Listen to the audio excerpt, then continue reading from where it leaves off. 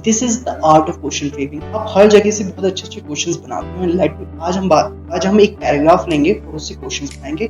मैं आपको बताऊंगा कि हम किस चीजों का आपको ध्यान रखना है while framing a question. So, hello everybody, this is me Deepak Sahu, All India Rank 5 in NEET 2021 and my score was 715 out of 720. So, actually क्या होता है ना, जो बायोलॉजी होती है उसको याद करने के दो बेसिक तरीके, मतलब टाइप से आप कह सकते हो टेक्निक्स, वो ये होती हैं। या तो आप क्वेश्चन फ्रेमिंग के थ्रू करने की कोशिश करो, यानी कि जो भी आप पढ़ रहे हो उससे क्वेश्चंस ड्राइव करो, अच्छे से अच्छे क्वेश्चन बनाने की कोशिश करो, उससे आपको ज़्यादा से ज़्यादा चीज़ें याद करो। दूसरा तरीका होता है जो कुछ भी आप पढ़ रहे हो उसकी एक फिल्म बनाते चलो। फॉर एग्जाम्पल, जब भी आप कभी कोई मूवी देखते हो आप मूवीज की सीन नहीं भूलते हो। अगर मूवी इंटरेस्टिंग है तो आप उसकी सीन नहीं भूलोगे, आपको बाद में भी याद रहेगी। सेम भी आप बायोलॉजी में कर सकते हो। In this video today we are gonna talk about how to frame good questions in biology. Before starting, सबसे पहले तो आपको आपकी स्क्रीन में जो क्वेश्चन दिख रहा है आपको उसे सॉल्व करने की कोशिश करो। वीडियो को पॉज करो and just try to answer it. Now the question is, body organisation of fungi is multicellular, loose tissue, tissue organ, और final option is multicellular loose tissue. Pause करो और आंसर दो। होप सो आप में से बहुत से लोगों ने पॉज करके आंसर दिया होगा, बट आप में से ऐसे भी लोग होंगे जिन्होंने नहीं किया होगा। तो इसका सही आंसर हम देखते हैं। ये सेम क्वेश्चन मैंने अपने टेलीग्राम में पोस्ट किया है। लेट्स सी कि वहां पे क्या लिखा है। Look at the question. So actually 45% लोगों ने इसका सही आंसर दिया। उसका सही आंसर है multicellular and loose tissue. Actually यानी कि मतलब आधे से ज्यादा लोग इस क्वेश्चन को गलत कर रहे हैं। यू माइट आस्क, ये क्वेश्चन लिया कहाँ से एक्चुअली? तो अगर आप अपनी बायोलॉजी की एनसीईआरटी उठाएंगे तो बायोलॉजिकल क्लासिफिकेशन में आपको एक टेबल दिखाई देगा। उस टेबल में अगर आप देखोगे कि बॉडी ऑर्गेनाइजेशन सबकी दी हुई है, जैसे मोनरा की बॉडी ऑर्गेनाइजेशन सेलुलर लेवल की होती है, डेस्टा की भी सेलुलर की है, फंजाई की जो है वो multicellular and loose tissue है, तो यहाँ से ये डायरेक्टली आया है। ये फंगस जो होते हैं ना, कुछ मल्टी सेलुलर है, जिसमें एक मल्टी सेलुलर तो है, मतलब सेल का एक दूसरे से कनेक्शन कम है। ये टिश्यू बनने के लिए एक सेल का दूसरे सेल से इंटरेक्शन होना काफी ज्यादा इंपॉर्टेंट है। क्वेश्चन का जो मोस्ट एप्रोप्रिएट आंसर होगा, बिकॉज आंसर कहने में तो मल्टी सेलुलर भी है, लेकिन जो ज्यादा एप्रोप्रिएट है, जो ज्यादा करेक्ट है, हमें हमेशा वो टिक करना है। तो this is the art of question framing. आप हर जगह से बहुत अच्छे अच्छे क्वेश्चंस बनाते हैं। आज हम एक पैराग्राफ लेंगे और उससे क्वेश्चंस बनाएंगे। मैं आपको बताऊंगा कि हम किस चीजों का आपको ध्यान रखना है while framing a question।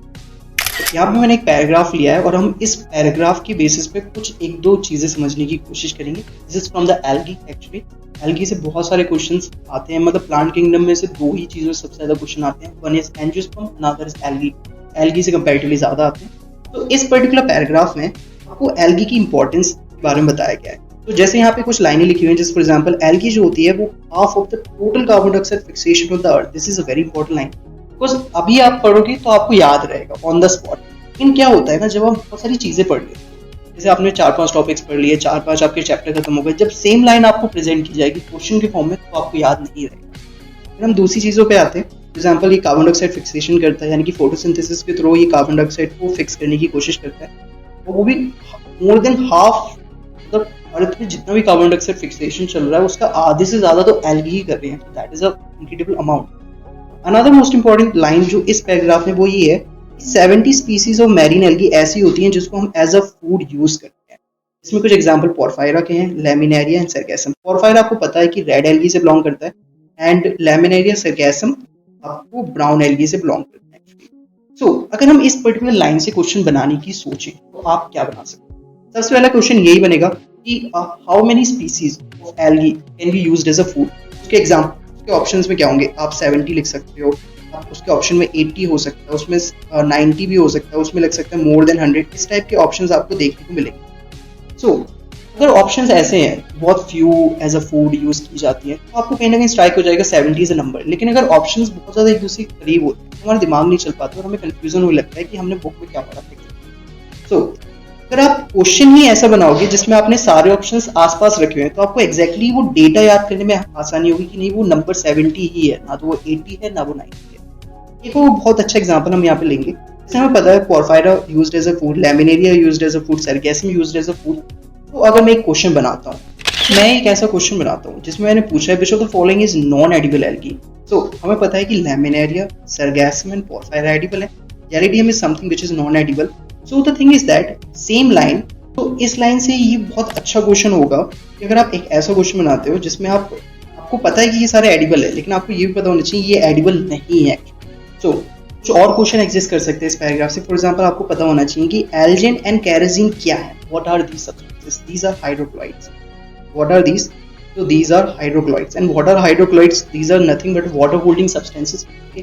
तो आपको ये भी पता होना चाहिए Elgin obtained from the brown algae, kerosene obtained from the red algae। सबसे ज़्यादा इजी भी है बिकॉज केरोसिन इज समथिंग जो प्रोनाउंस होता है रेड एल्गी की तरह, तो आप याद कर सकते हैं। एक और अच्छे क्वेश्चन यहाँ से बनते हैं, जेलिडियम एंड ग्लेसियरिया, तो इनसे एगर ऑब्टेन होता है। एगर का बहुत ज़्यादा इंपॉर्टेंट रोल आपको पता चलेगा जब आप माइक्रोबायो पढ़ोगे, क्योंकि बहुत सारे बैक्टीरियाज वगैरह को ग्रो करने के लिए कल्चर प्लेट होती है, उसमें एगर का यूज़ किया जाता है। That is very interesting thing.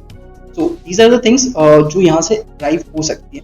CRT में एक्चुअली आपको बहुत डेटा मिलेगा, तो आप क्वेश्चन ऐसा बनाओ कि उसमें जो ऑप्शंस हो वो काफ़ी ज़्यादा आसपास हो, ताकि आपको कन्फ्यूजन हो। यस, अगर आपको अभी कन्फ्यूजन होगा तो आप कन्फ्यूजन क्लियर कर लेंगे और एग्जाम टाइम में आपको कन्फ्यूजन नहीं होगा।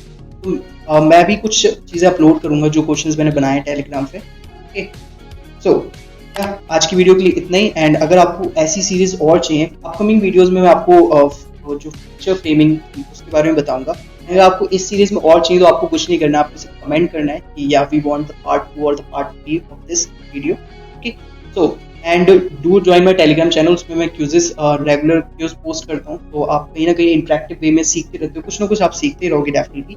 तो thank you so much guys for watching this and